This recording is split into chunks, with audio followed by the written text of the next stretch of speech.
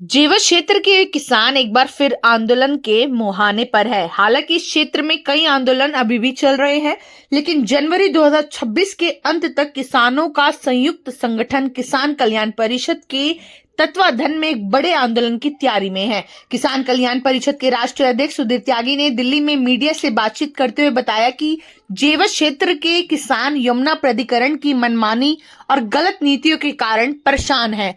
प्राधिकरण अपनी लिखित वादों पर भी खरा नहीं उतरा है और किसानों की परेशानी को बढ़ाने में जुटा है।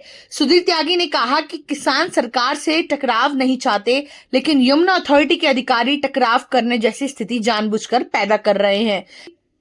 त्यागी का कहना है कि किसान अपनी मांगों और परेशानियों को लेकर उत्तर प्रदेश के मुख्यमंत्री योगी आदित्यनाथ और क्षेत्र के विधायक ठाकुर धीरेन्द्र सिंह से कई बार मुलाकात कर चुके हैं, फिर भी कोई अधिकारी किसानों की समस्याओं को सुनने को तैयार नहीं है। हालांकि मुख्यमंत्री का अधिकारियों को साफ संदेश है कि जेवर क्षेत्र के किसानों की समस्याओं को यमुना अथॉरिटी के अधिकारी सुने और उसका निस्तारण करे। इसके बावजूद भी यमुना अथॉरिटी के अधिकारी सीएम की भी नहीं सुनने को तैयार है। यमुना अथॉरिटी के अधिकारी अरुणवीर सिंह लिखित रूप से किसानों की मांगों को सही ठहराया था। वह यमुना अथॉरिटी के पूर्व सीईओ के नेतृत्व में किसानों से लिखित वादे किए थे। वर्तमान अधिकारी किसानों की उन मांगों पर काम करने की बजाय किसानों को ही परेशान कर रहे हैं। किसान अपनी 8 सूत्रीय मांगों को लेकर भीषण सर्दी में अड़े हुए हैं।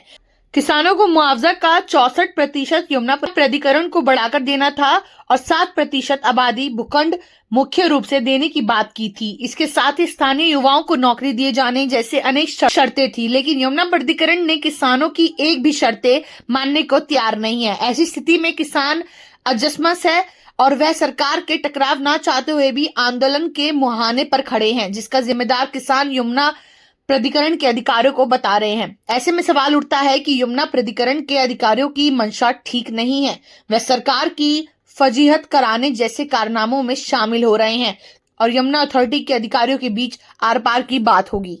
इस यमुना अथॉरिटी से, ग्रेटर नोएडा अथॉरिटी से, नोएडा अथॉरिटी से कहना चाहता हूं, जो किसानों की लंबित मांगे हैं।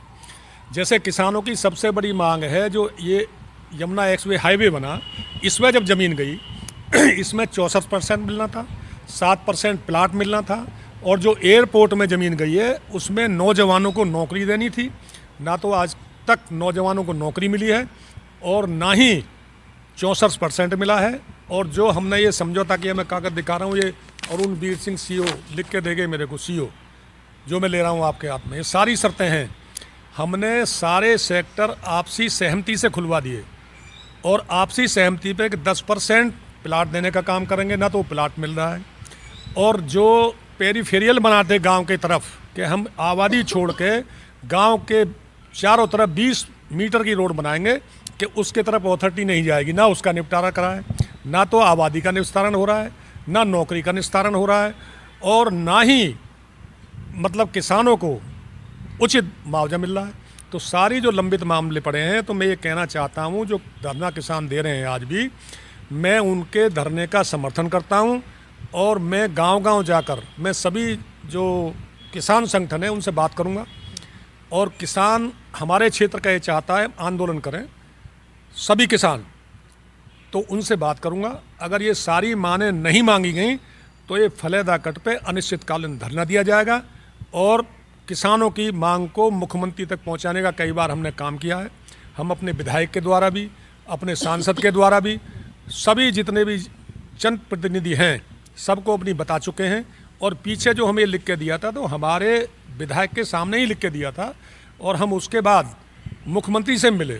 मुख्यमंत्री जी ने ये आश्वासन दिया कि अपने प्रतिनिधियों के साथ बैठ के ये सारे अथॉरिटी वाले जो हैं सुलझाने, लेकिन ये अथॉरिटी वाले सुलझाना नहीं चाहते। लाल फीता सही सरकार का और किसान का टकराव चाहती है।